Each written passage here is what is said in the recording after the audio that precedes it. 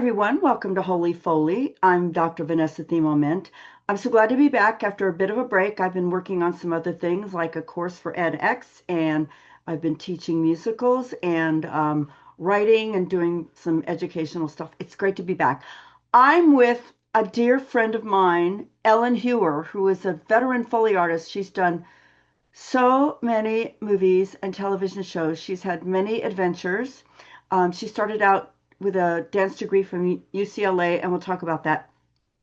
She's doing some really interesting things now, and we haven't talked in a while. The last time I saw Ellen was back in 2017 when I was working on a film that got a fellowship to work on with some students at Ball State when I was the endowed chair there, and it was called Amplified: A Conversation with Women in American Film Sound.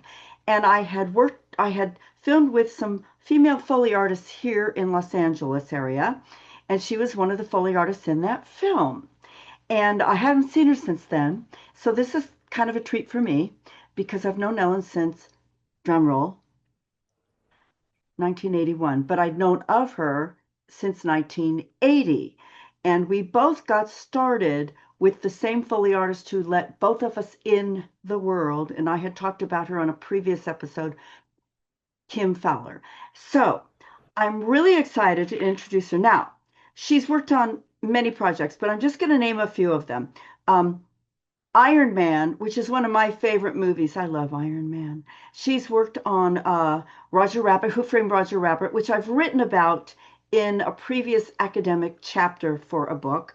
So she did the Foley on Fatal Attraction, Lethal Weapon, Star Trek 4, which is one of the best Star Trek movies. She's done a lot of television shows, many things. Too many. We can't list them all. We'll be here for 5 years. Anyway, welcome, Ellen Heuer. Gosh, what a treat. We go back so far, and we're only in our 30s because we started when we were in the womb. So there we are. Hi, Ellen. How are you? Hi. Hi, Vanessa. First of all, I just want to say it's great to feel like after all these years we've kind of come full circle Yeah, and it's nice to still be here um, and and lay down some of the history, yeah. not only what we've shared, but what we've shared in the context of what it means to be a Foley artist. The And history I'm is so just, important too. And Ellen and I were yeah. talking about this beforehand. I want to just lay this out and then I'm going to just zip it. The film history that Ellen and I know about and that she can talk about, and she'll know some of it that I don't know, is so important. And Ellen goes back a little bit further than I do. So she'll know stuff I won't know. And she's had other adventures I haven't had. So let's start with, just so you can get started, you had studied dance and you got into Mm. this because of that also. So why don't you start with your beginning? Okay. In the beginning, I inherited some really terrific athletic DNA from my parents. And I didn't really have a clear direction about what I wanted to do in life. Uh, my home life was far from a Norman Rockwell kind of situation. Um, but I followed my heart and I was introduced to uh, Ian Anderson and Jethro Tull around the age of 11. And I was so impressed with how he played flute, Hmm. double tonguing, standing on one leg and backlit with green. I went to a concert at the Forum, Yeah.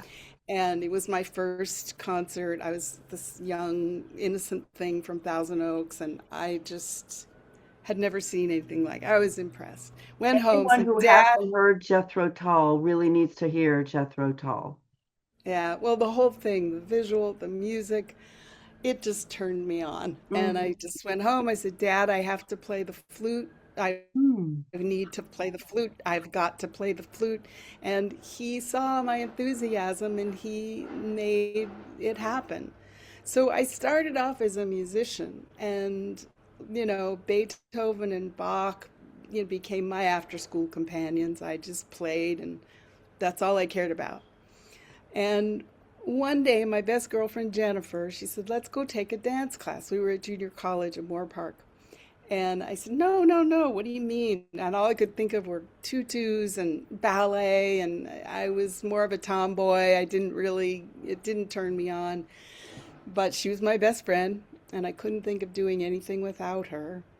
So I agreed. I said, as long as, after the class is done, we're going to get back to our music. That's it. She's like, so we took the class. I was impressed because we didn't have to wear tutus, Vanessa. It was all this thing called modern dance. And I felt like I could express myself better. My love for music was expressed better through my body than I was ever going to be playing the flute. So I kind of switched my major and made dance my new thing.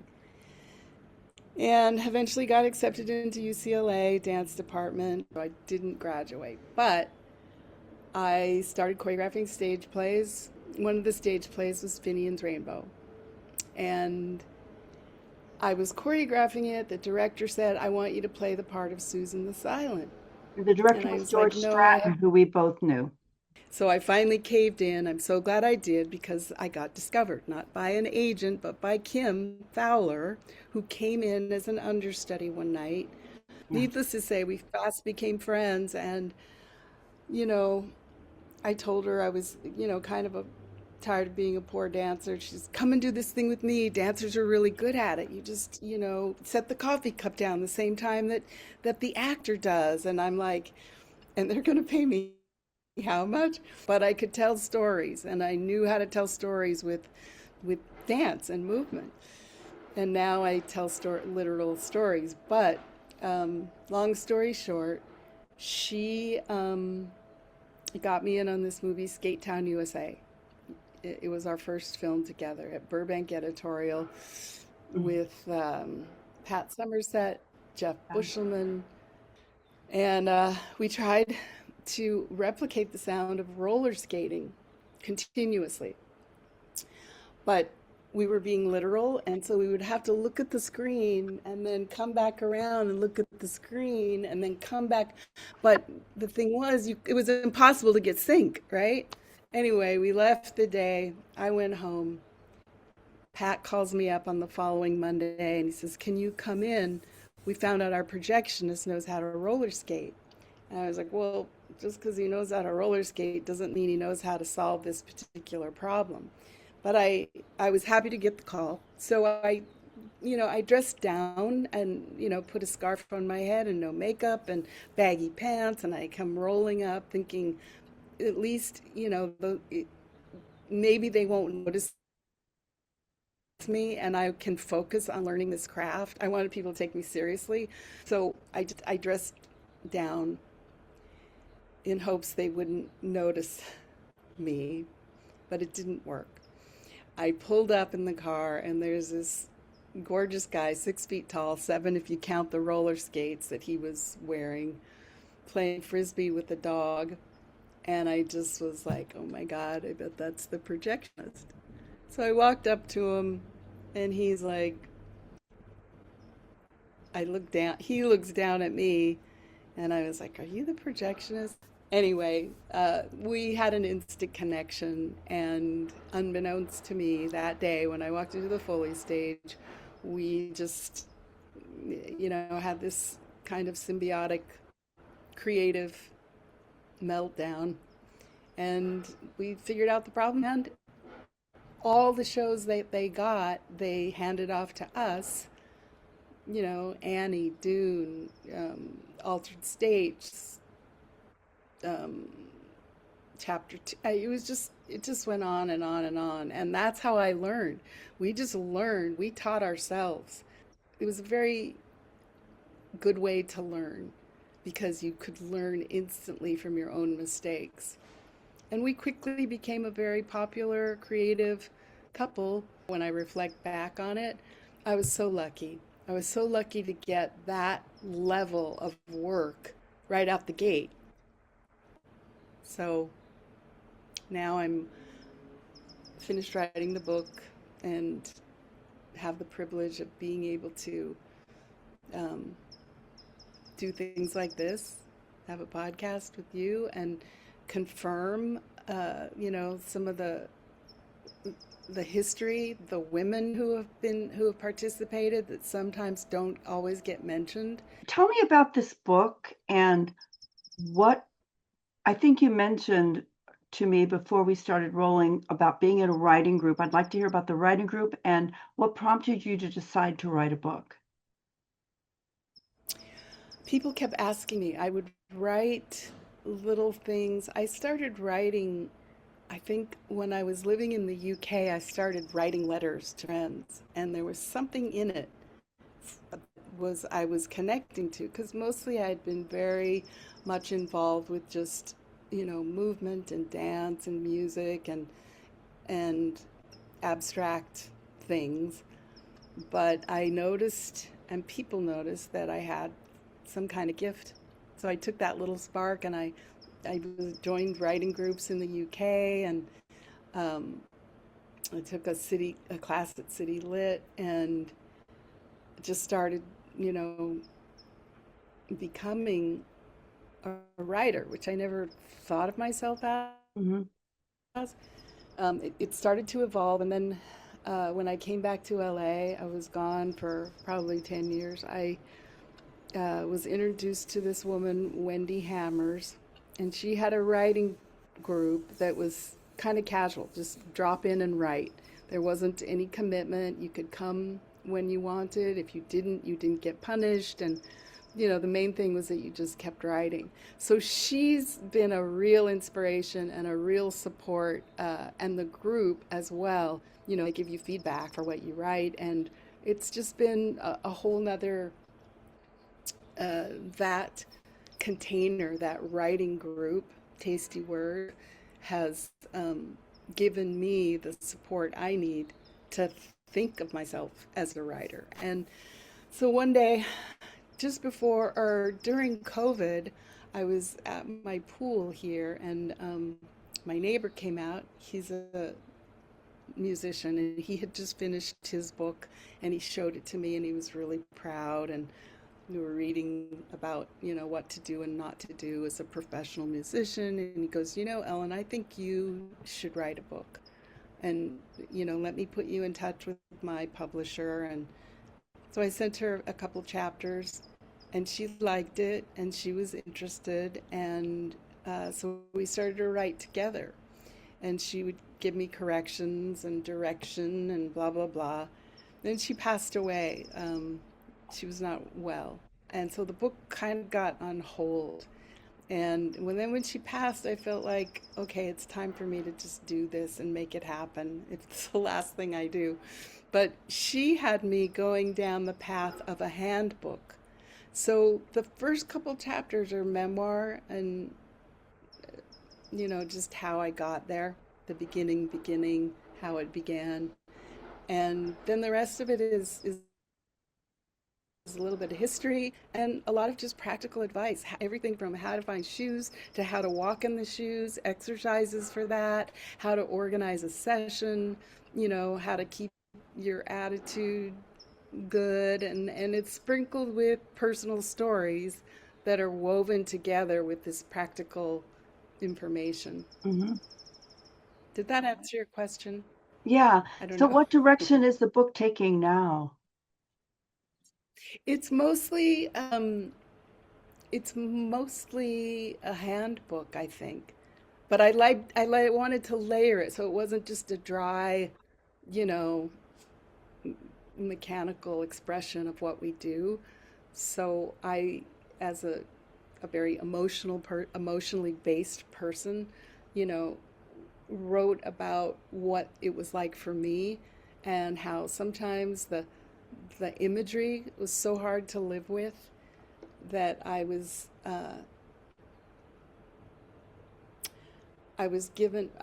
built a studio in New Mexico, and I was pretty much doing all of the work solo.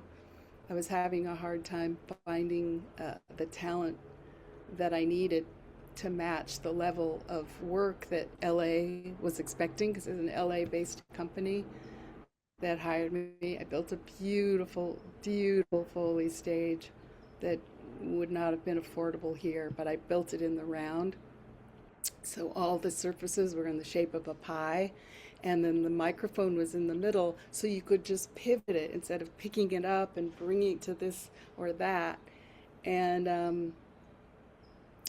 that was a pretty You're cool thinking like a theater opportunity. person. You're thinking like a Well, performer to do that. I was I was thinking of how I could make it more of a better workflow, Yeah, and everything became a matter of efficiency of time because the material was massive. yeah, And like I said, it was hard to get someone. It was easier for me to just do it all myself, Vanessa, and not have to delegate to someone else. yeah, And just if I could stay focused on my own creative flow, I could get everything done on time. Because, sometimes, you know, there were just, it was massive amounts of material that really, if you look at it, the physics of it, it shouldn't get done. But I managed to do it because I created a certain kind of workflow.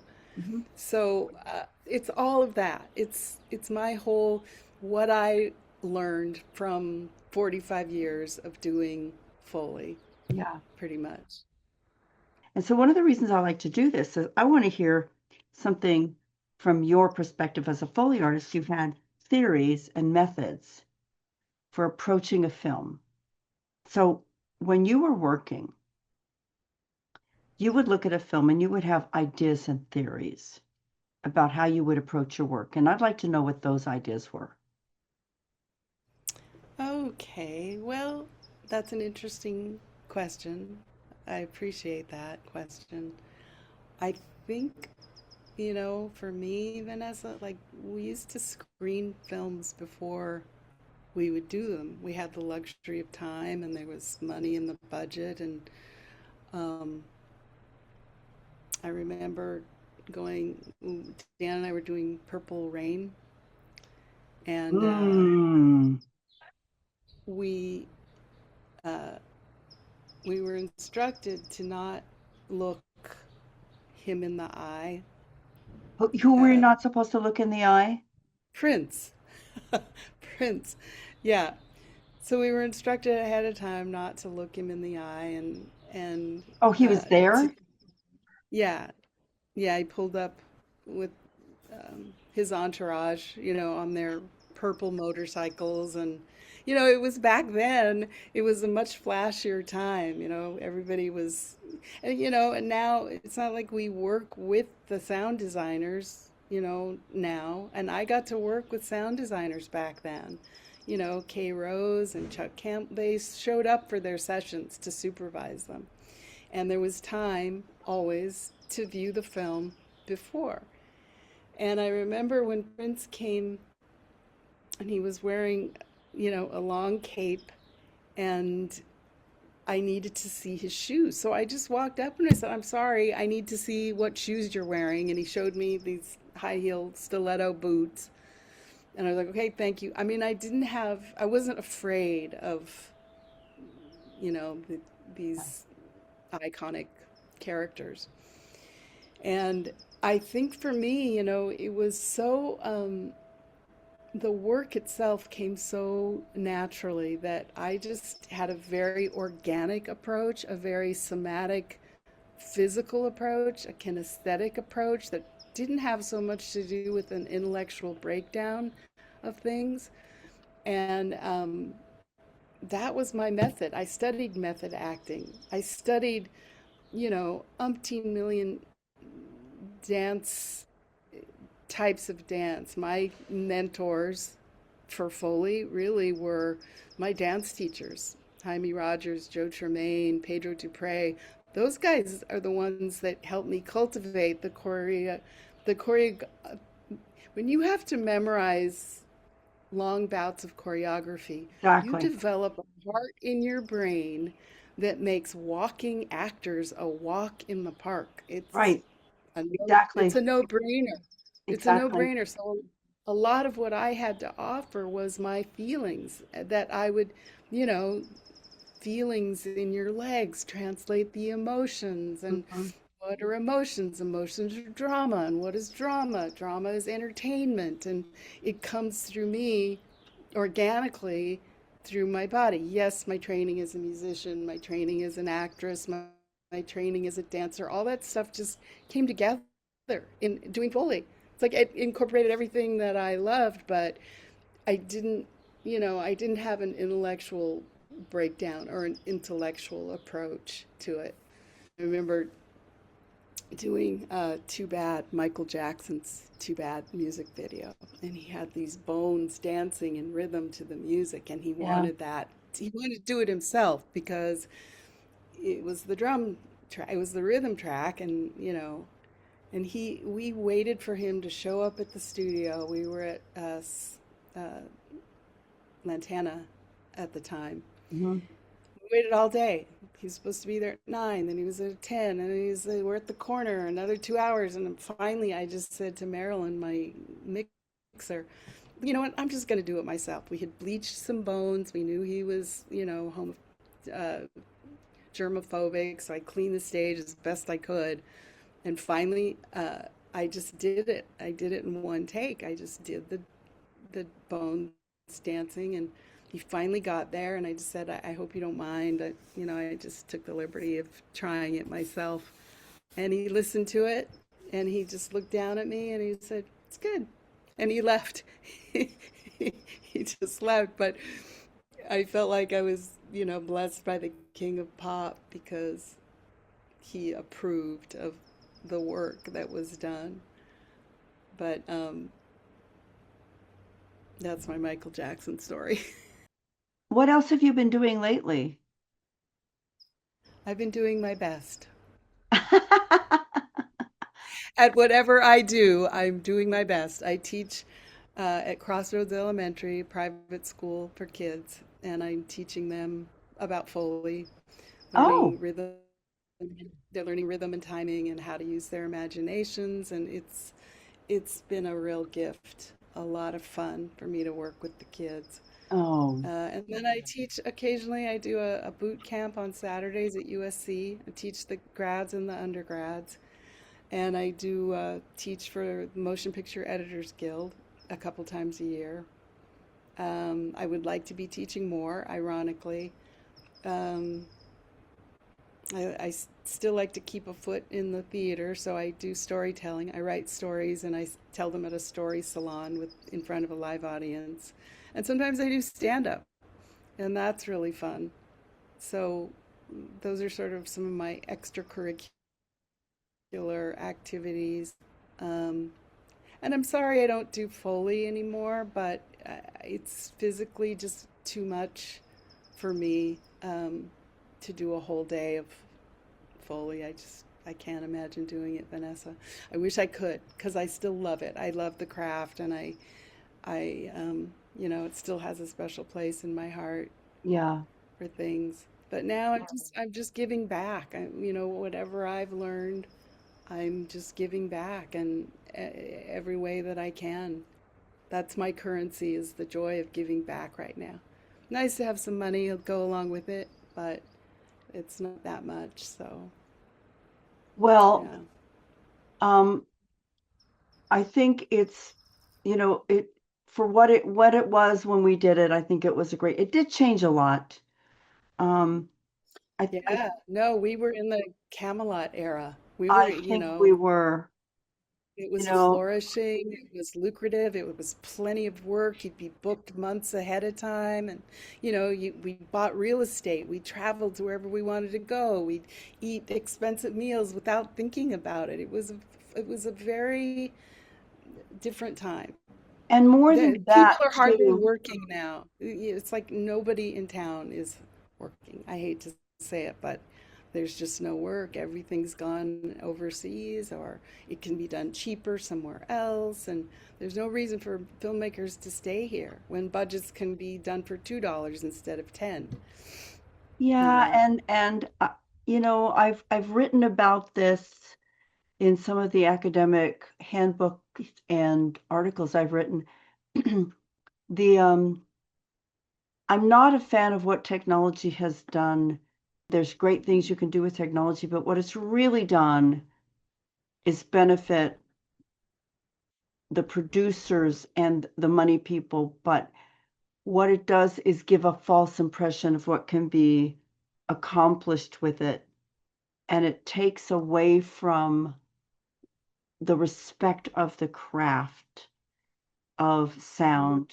Late capitalism is having a very deleterious effect all over the world. One of the reasons I'm doing all this documentation is to make sure we understand what has happened, where it came from, what's happening now. I think what I regret the most is the lack of respect for our craft and for sound in general, and a lack of understanding of where it's been. What I celebrate is that we were a part of the burgeoning of the celebration of the magic of what sound could do. And what I really loved was being someone who was allowed to be in charge of a Foley stage with no one there telling me how to run it and making the decisions and hiring who I wanted and getting the mixer I wanted and hiring the stage I wanted. Thank you, Tommy McCarthy, for starting me on that path. I don't know why he did.